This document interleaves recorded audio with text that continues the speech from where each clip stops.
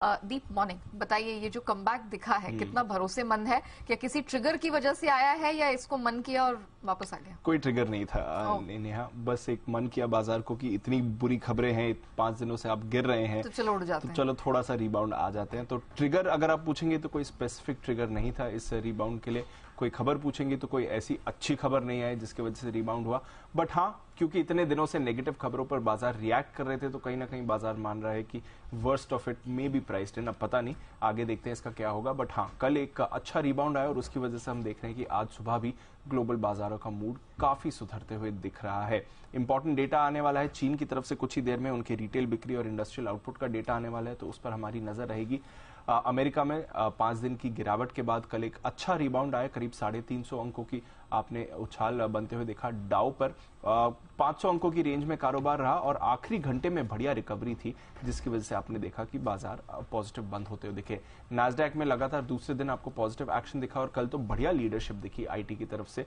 2% से ज्यादा का उछाल आया। रसल 2000 में आपने करीब 2% का उछाल देखा। S&P 500 भी 1.5% ऊपर था। तो एक ब्रॉड बेस्ड रैली आई थी जहां पर सभी 11 सेक्टर्स में आपने खरीदारी का एक्शन बनते हुए देखा।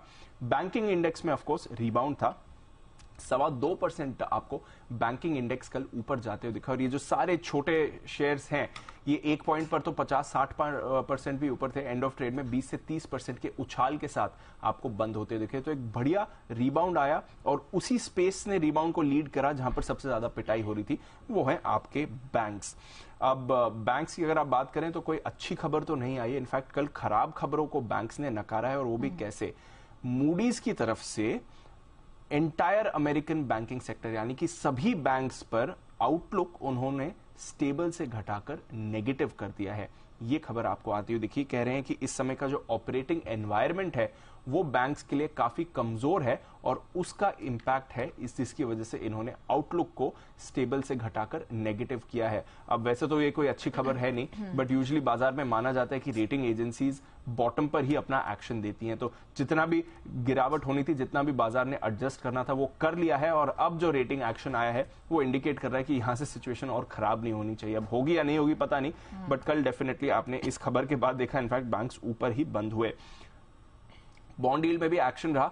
3 दिनों की भारी गिरावट के बाद कल बॉन्ड यील्ड में रिबाउंड आया। 1/4% का रिबाउंड आपने 2 साल की यील्ड पर देखा, 4.3% पर आ गई है। 10 साल की यील्ड भी करीब 3.7% के पास आपको आती हुई दिखी। तो कल बॉन्ड मार्केट में भी एक रिबाउंड का एक्शन था और साथ ही कल इनके इन्फ्लेशन के डेटा भी आए हैं।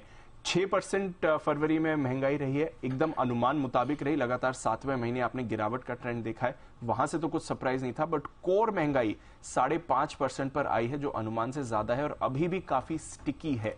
तो अब देखना पड़ेगा कि फेड क्या करता है, क्योंकि एक तरफ जो बात चल रही है कि बैंक्स को संभालने के लिए फेड शायद रेट्स नहीं बढ़ाए, दूसरी तरफ 80% जानकार मान रहे हैं कि 1/4% की तो ब्याज दरों में बढ़ोतरी होगी ही, क्योंकि इन्फ्लेशन का डेटा अभी भी काफी ऊपर है और कोर इन्फ्लेशन अभी भी अनुमान से ज्यादा आपको आते हुए दिख रहा है। तो अगेन इंटरेस्टिंग रहेगा। 80% जानकार मान रहे हैं 1/4% की दरें बढ़ेंगी।